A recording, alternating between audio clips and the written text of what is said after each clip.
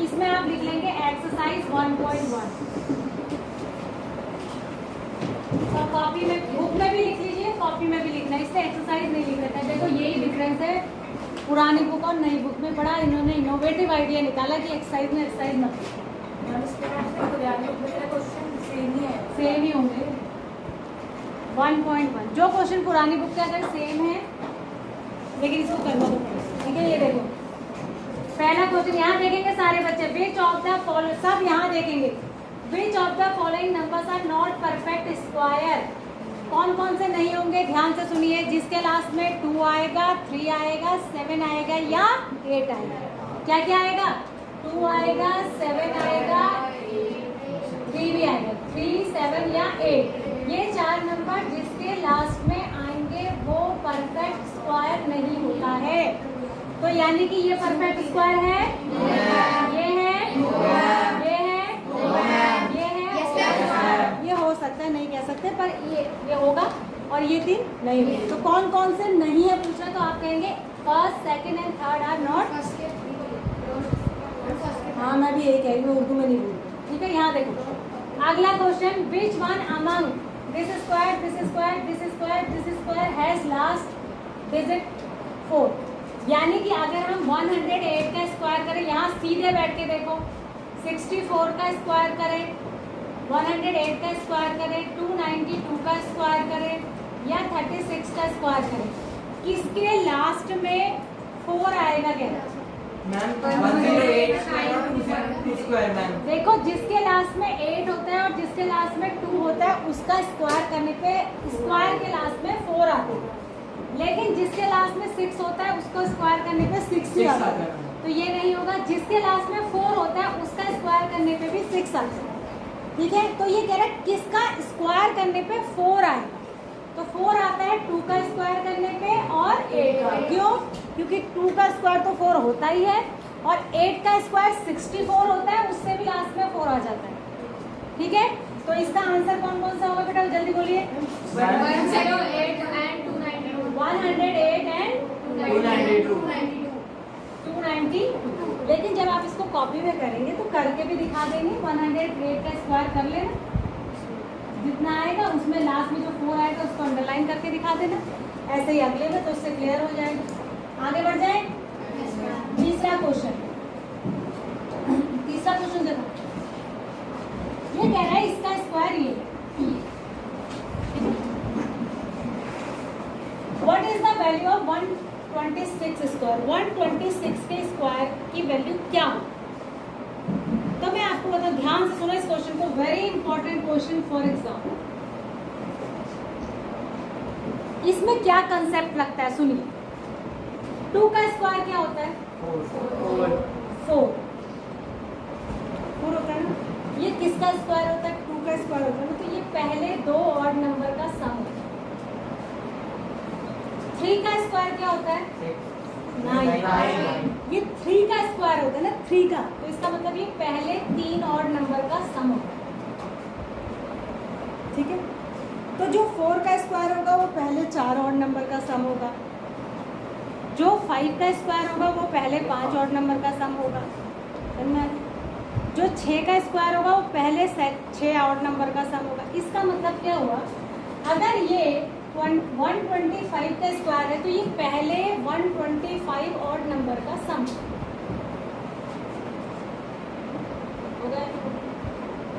होगा। तो अब आपको निकालना है, बताना है कि 126 का स्क्वायर क्या होगा।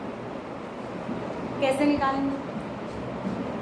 आपको 126वां ऑड नंबर पता करना पड़ेगा। हम बताओ, हाँ बताओ। 2 into n minus 1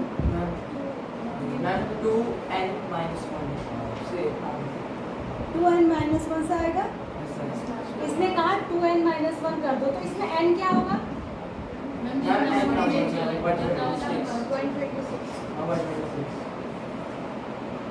क्या सोच रही है? इसको मिटाने की सोच रही है, इसमें होता ही नहीं। याद ये कह रहा है कि 2n minus 1 निकालो। n कौन सा होगा? 126वां पता करना है हमको ऑड नंबर। तो हमने कहा 126, तो 2 इंटू 126 यही होगा -1 कितना 251 इसका आंसर है टोटल। ये आएगा 251 251। ये कह रहा है कि 251 जो है वो 126वां ऑड नंबर है। अब 125 ऑड नंबर का सम तो ये है ही, और 126वां ऑड नंबर ये है, तो इसको अगर इसमें प्लस कर देंगे 15625 में अगर 126वां ऑड नंबर प्लस कर देंगे तो ये शुरू के 126 ऑड नंबर का सम हो जाएगा, और ये ही 126 का स्क्वायर भी होगा। क्लियर है? तो कौन सा आंसर होगा इसका? 4 होगा। ये कंफर्म है? मैंने कल बताया था आपको 2n - 1 या 2n + 1 बताया था? पक्का याद है? ठीक है, ये आप कर लेंगे। आप देखो कंफ्यूज करने के लिए सारे ऑप्शन दिए जाते हैं, आपको कंफ्यूज करने के लिए ये भी दिया गया है। ये कब आएगा? जब हम 2n + 1 निकालेंगे। अब 2n + 1 वाला भी ऑप्शन दे दिया गया है, ताकि बच्चे को अगर बिल्कुल कंफर्म नहीं है तो कंफ्यूज हो जाएगा कि 2n + 1 था कि 2n। ठीक है, तो ऑप्शन ऐसे भी देगा जिससे कि तुम्हें अपने ऊपर ही डाउट होने लग जाएगा। ठीक है, आगे बढ़ जाए। अरे आगे बढ़ जाए, आगे बढ़ते हैं। आगे find the length of the side of the square whose area is this. ऐसा स्क्वायर जिसका एरिया 441 मीटर स्क्वायर है, उसकी साइड कितनी होगी? तो साइड इंटू साइड ही तो एरिया होता है, यानी कि साइड का स्क्वायर ही तो एरिया होता है। तो यानी कि अगर मुझे साइड निकालनी है तो मैं इसी का तो स्क्वायर रूट निकालूंगी, यानी कि कुल मिला के मैं ये पता करूंगी कि 441 किसका स्क्वायर होता है। 441 किसका स्क्वायर होता है? 21 इंटू 21 को 441 कहते हैं, और 2 बार है तो स्क्वायर रूट निकालने के लिए उसमें से 1 लेते हैं, यानी कि साइड कितनी हो जाएगी? 21। कितनी होगी? 21। इसमें आप करके बताएंगे कि area equals to 441 meter square. फिर अगली लाइन में आप लिखेंगे कि एरिया को लिखते हैं साइड का स्क्वायर इक्वल्स टू 441, इसलिए side equal to root of 441, और 441 का जब हम स्क्वायर रूट निकालेंगे तो आंसर आएगा 21, लेकिन आंसर आएगा मीटर में। एरिया कहाँ गया? एरिया होगा स्क्वायर यूनिट में, मीटर स्क्वायर, लेकिन साइड तो सिंगल है, वो किसमें होगी? मीटर में। यहाँ पर अगर आप एग्जाम में इसकी यूनिट गलत लिख के आएंगे तो मैं आपका आधा नंबर काट दूँगी। ठीक है, यूनिट मैटर्स, यूनिट भी सही लिखनी है। ये नहीं कि आपने 21 निकाला और 21 मीटर स्क्वायर लिख दिया तो मैं इसको काट दूँगी। You should write 21 meter. आपको पता होना चाहिए लेंथ, ब्रेथ या साइड की यूनिट मीटर में होगी और एरिया की यूनिट मीटर स्क्वायर में होगी। ऐसे ही वॉल्यूम की यूनिट मीटर क्यूब में होगी। ठीक है, ये कहाँ, ये नीचे, इसकी पढ़ाई नीचे हो रही है और लगातार उसका कोई मतलब नहीं। भाई साहब क्लास में पढ़ाते रहो, कुछ करो, उसको कोई मतलब नहीं है कि कुछ पढ़ाई हो रही, मैंने बोर्ड को देखना है, मैम क्या बता रही है। उसने कम से कम मुझे बहुत अच्छा लगा, इसके लिए क्लैपिंग कर दो। इसने आज मेरे सामने क्लास में पहली बार इनिशिएट किया, जब से मैं इसको जानती हूँ। पहली बार खड़ा इसने हैंड रेस किया और इसने पहली बार किसी क्वेश्चन का खुद से हैंड रेस करके आंसर दिया। ये तारीफ बनती है इसकी। बिना पूछे इसने खुद हैंड रेस किया और आंसर दिया खुद, और उसको कोई मतलब नहीं। कम से कम अपने में सुधार की गुंजाइश तो रखो। वो नीचे लगा है, सर कर रखा है नीचे और टेबल के आगे घुसा हुआ है, पता नहीं क्या कर रहा है, फ्रंट सीट में बैठा हुआ। उसको कोई मतलब नहीं, क्लास में पढ़ाई होते रहे। और आपको पता होगा इस साल अभी 5th और 8th में अब आ गया है हमारे पास ऑन पेपर, लिखित में आ गया, फिर करना लिखित में आ गया, बाय पोस्ट, बाय मेल। बैठे रहना यहीं इसी क्लास में, अगले साल फिर बैठेंगे। अगला देखो, इतने साल बाद इस बात पे सुधार हुआ है, लेकिन हुआ क्योंकि ये 1 to 8 तक डायरेक्ट पास करने में ना आधी जनता को स्पॉइल कर दी। बेवजह उसका 1 नंबर भी नहीं आ रहा, पास करके उसे 9th में पहुंचा दे, फिर 9th में उसको क्या आएगा। देखो अगला 5th क्वेश्चन, फिफ्थ क्वेश्चन देखिए, find the smallest square number that is divisible by this and this. Smallest square number that is divisible by this, smallest number नहीं, स्मॉलेस्ट स्क्वायर नंबर। अगर इसमें स्क्वायर नहीं लिखा हो तब इसका आंसर क्या, और अगर इसमें स्क्वायर लिखा है तो इसको कैसे फाइंड आउट करेंगे, कौन बताएगा? हाँ पहले बताओ, अगर स्क्वायर नहीं लिखा होता तब हम इसका जनरल क्या निकालते? तो हम सबसे पहले हम इसका एलसीएम। Very good. अगर इसमें ये नहीं लिखा होता कि स्क्वायर नंबर फाइंड करना है तो हमारा सीधा सीधा मतलब है, ये कह रहा है कि 4, 9 और 10 से डिवाइड होने वाला सबसे छोटा नंबर बताओ, डिवाइड होने वाला, तो वो होगा इसका एलसीएम। क्या होगा? भाई एलसीएम ही तो होता है लोएस्ट कॉमन मल्टीपल। लोएस्ट माने सबसे छोटा, कॉमन माने तीनों से हो डिवाइड, और मल्टीपल माने मल्टीपल यानी जो इनके पहाड़े में इनके टेबल में आता हो वही तो इससे डिवाइड होगा या नहीं होगा? तो सीधे सीधे एलसीएम, तब हम इसका एलसीएम निकाल लेते हैं। इस केस में भी हम एलसीएम निकालेंगे क्या? हाँ पहला स्टेप हमारा एलसीएम निकालना ही होगा। एलसीएम कैसे निकालते हैं, कौन मुझे बताए? मैम एलसीएम में हम तीनों यूनिट्स को लेते हैं और फिर जो सबसे छोटा नंबर होता है जिससे डिवाइड हो सकते हैं तीनों नंबर। देखो यहाँ पर एलसीएम तुम निकालोगे प्राइम फैक्टराइजेशन मेथड। किससे निकालोगे? यहाँ तुम प्राइम फैक्टर के बारे में पढ़ रहे हो कि नहीं पढ़ रहे हो ना? तो मैं आपको इजीएस्ट मेथड बता रही हूँ। ये मैं आपको अगर यहाँ रही, मैं जिंदा रही और इस स्कूल में रही तो मैं 10th में जब चले जाओगे और मैं अगर आपको पढ़ाऊंगी तो मैं आपसे पूछूंगी, क्योंकि ये मैं पहले 8th में बताती हूँ, फिर 9th में बताती हूँ, फिर मैं 10th में बताती हूँ। और जब मैं 10th में बताती हूँ तो मुझे ऐसा लगता है मैं आज पहली बार बता रही हूँ, क्योंकि ना उनको 8th का बताया याद रहता है ना 9th। प्राइम फैक्टर तो मैंने कल बता दिए थे आपको, प्राइम नंबर्स। तो इसके हमें डिवाइड करना है इसको प्राइम फैक्टर से। 2 2 जा 2 1 जा, ये तो सबसे छोटे हैं तो आप बहुत छोटे नंबर है, आपको पता चल जाएगा। इसके फैक्टर आएंगे 2 × 2, प्राइम है दोनों, है ना? इसके फैक्टर आएंगे 3 × 3, ये भी दोनों प्राइम है। और इसके फैक्टर आएंगे, पहले 2 से करेंगे 5 जा, फिर 5 से करेंगे 1 जा, तो इसके आएंगे 2 × 5। अब एलसीएम कैसे निकालें? दो बातें याद रखना। एलसीएम में सारे फैक्टर लेते, एलसीएम में सारे फैक्टर लेते, सारे, चाहे वो इसमें आया हो, चाहे वो इसमें आया हो, चाहे इसमें आया हो, चाहे इसमें आया हो, चाहे इसमें आया हो, चाहे सब में आया हो। जैसे 2 इसमें आया है, उसमें उस लास्ट वाले में भी आया है, पर इसमें नहीं आया, पर 2 भी लेंगे और उसकी हाईएस्ट पावर लेंगे।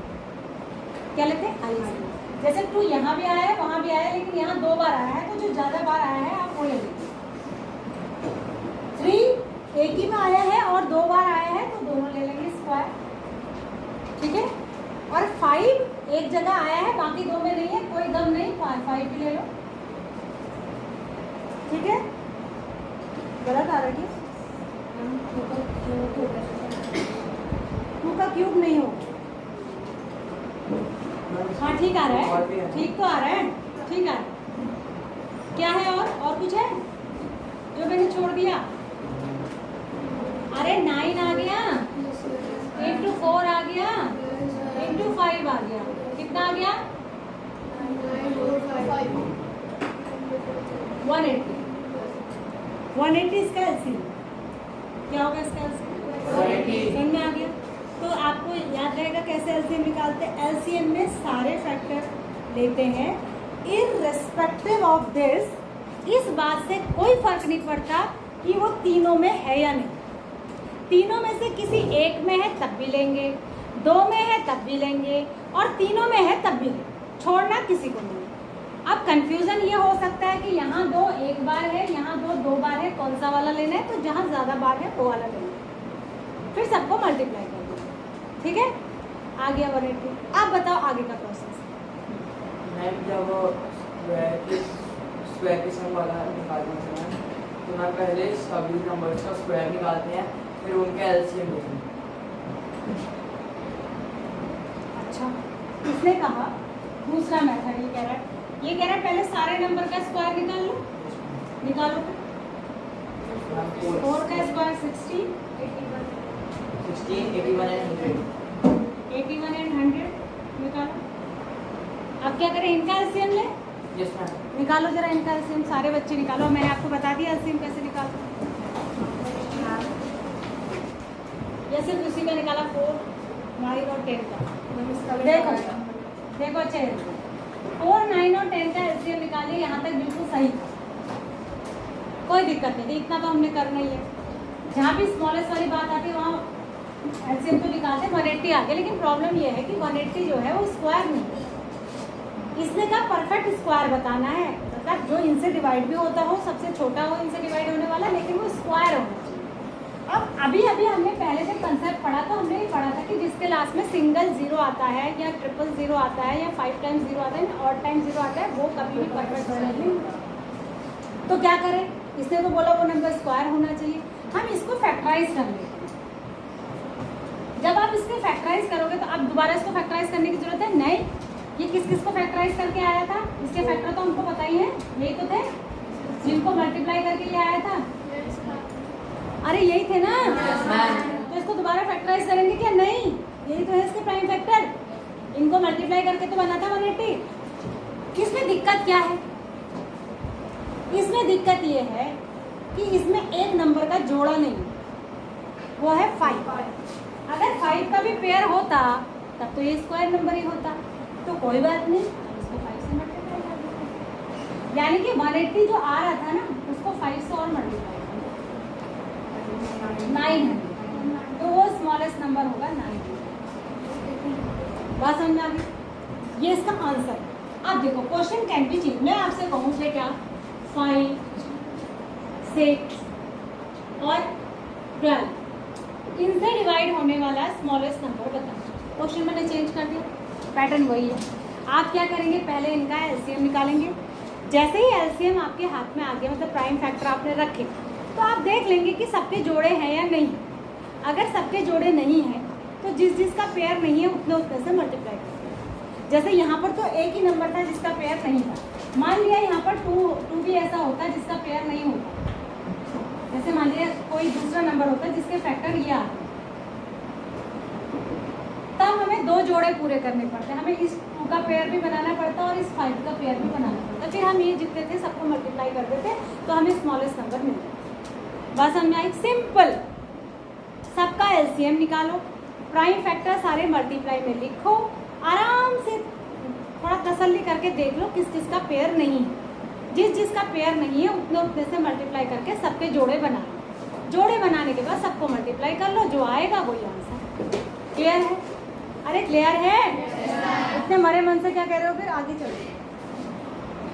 अब ये कर लेंगे, इसको अदर बदल के कितनी बार भी दे दो, कोई से भी 3 नंबर उसको कर लेंगे ना। Yes ma'am. हाँ, तो एग्जाम में मतलब यही होता है कि जरूरी नहीं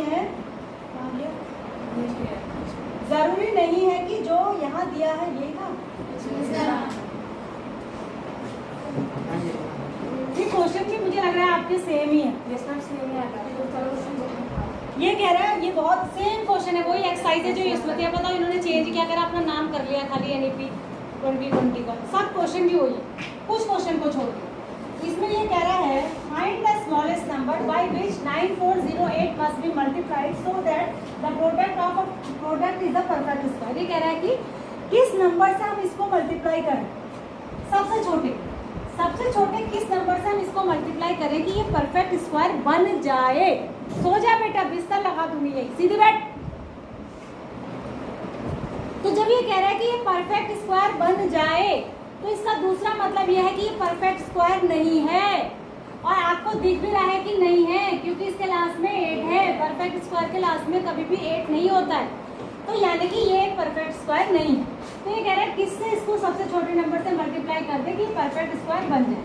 पहले हम इसके वही करेंगे, सेम प्रोसेस है, इसको फैक्टराइज करेंगे, कर दीजिए 2 4 जा 8, यहाँ से 1 बचा, 2 7 जा 14, यहाँ से 0 ही आ जाएगा, 2 4 जा 8, फिर 2 से करेंगे 2 2 जा 4, 2 3 जा 6, यहाँ से 1 बचा, 2 5 जा 10, 2 2 जा 4, फिर 2 से करेंगे 2 1 जा 2, 2 1 जा 2, 2 7 जा 14, 2 6 जा 12, फिर 2 से कर देंगे, देखिए मैं गलत ना कर लूँ, 2 5 जा 10, 1 बचा, 2 8 जा 16, 1 बचा, 2 8 जा 16। फिर 2 से करेंगे, 2 2 जा 4, 2 9 जा 18, 2 4 जा 8। फिर 2 से करेंगे, 2 1 जा 2, 2 4 जा 8, 2 7 जा 7 4 11 12। अब 3 से होगा, अब ये 7 आ गया लास्ट में, 2 से नहीं जाएगा, 3 से। 3 4 जा 12 बचा 2, 3 9 जा।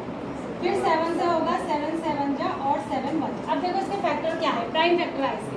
मैं यहाँ लिख रही हूँ, बीच में जगह इसको लिख रही हूँ, देखो 2 इंटू 2, 3 बार यहाँ 3 बार यहाँ, इंटू 2 इंटू 2 इंटू 2, फिर 3 इंटू 7 इंटू 7। यहाँ देखो 3 इंटू 7 इंटू 7। किसका पेयर नहीं है? ये पेयर है, ये पेयर है, ये पेयर है, ये पेयर है, इसका नहीं है। 3 से और मल्टीप्लाई करेंगे तो ये परफेक्ट स्क्वायर बन जाएगा। तो आंसर ये पूछा था क्वेश्चन कि इसको किससे मल्टीप्लाई करेंगे? 3 से। स्मॉलेस्ट सबसे छोटा नंबर, इसको किससे मल्टीप्लाई करेंगे? 3 से। अगर अब देखो इसी क्वेश्चन को दूसरे तरीके से भी पूछा जाता है, सेम क्वेश्चन सेम नंबर देके ये भी पूछा जा सकता था, इसको किससे डिवाइड करें कि ये परफेक्ट स्क्वायर बन जाए। अगर डिवाइड करने का पूछेगा तो हम जिसका पेयर नहीं है ना, 3 का पेयर नहीं है, उसको हटा देंगे। तो उसी वो हटेगा कैसे कि 3 से डिवाइड कर दो तो ये हट जाएगा। फिर जो बचा उन सबके पेयर है। बात समझ में आ रही है? तो बात वही है, लेकिन नंबर दूसरा आ जाएगा। 3 से मल्टीप्लाई करने पे नंबर और आएगा, 3 से डिवाइड करने पे नंबर कोई दूसरा आएगा। परफेक्ट स्क्वायर जो बनेगा दूसरे नंबर है, ठीक है। लेकिन समझ गए ना, इस क्वेश्चन को ऐसे भी पूछ सकता था, किस स्मॉलेस्ट नंबर से डिवाइड करें कि ये परफेक्ट स्क्वायर बन जाए। यहाँ इसने पूछा था मल्टीप्लाई करें, तो जिसका जोड़ा नहीं है उसी से मल्टीप्लाई कर दो, और डिवाइड के लिए जिसका जोड़ा नहीं है उसी से डिवाइड कर दो। मल्टीप्लाई करने पे जोड़ा बन जाता है, डिवाइड करने पे वो पूरा ही हट जाता है। जो बचते हैं वो जोड़े में ही होते हैं। बात समझ आ गई? क्लियर है? ठीक है, आगे बढ़ जाए। चलो आगे बढ़ जाते हैं। अगला क्वेश्चन, हाँ बोलो बोलो। मैम जब वो एक से ज़्यादा डिवाइड करने पर आए तो नीचे अपॉन में इंटू करके लिखेंगे क्या? हाँ इंटू करके लिखो। ठीक है, एक क्वेश्चन ये और देख लो बेटा। How many numbers lie between the squares of the following? इनके स्क्वायर के बीच में कितने नंबर आएंगे? देखो 16 और 17 के स्क्वायर के बीच में, यहाँ देखो 16 का स्क्वायर में एक तरफ करूँ कुछ आएगा ना, और 17 का स्क्वायर करूँ यहाँ भी कुछ आएगा ना। इनके बीच में कितने नंबर होंगे ये पूछ रहा है। तो इसको कह लो n, तो ये हो गया n+1, उससे एक ज़्यादा है, तो इनके बीच में नंबर होते हैं 2 है, तो यानी कि 2 इंटू 16 यानी 32 नंबर है। -1 नहीं 2 है, क्योंकि इनके बीच में वैसे ये 2n+1 आता है, नंबर एक कम होते हैं इनके। 2 है, कितने आएंगे? 2 कर लेंगे, इसको भी कर लेंगे।